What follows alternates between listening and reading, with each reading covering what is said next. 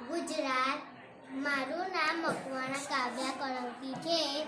આજે હું તમને આગળ પાછળની સંખ્યા વિશે સમજ આપીશ. 11ની આગળ 10 આવે, 11ની 12ની આગળ 11 આવે, 13ની આગળ 12 આવે અને 13ની પાછળ 14 આવે,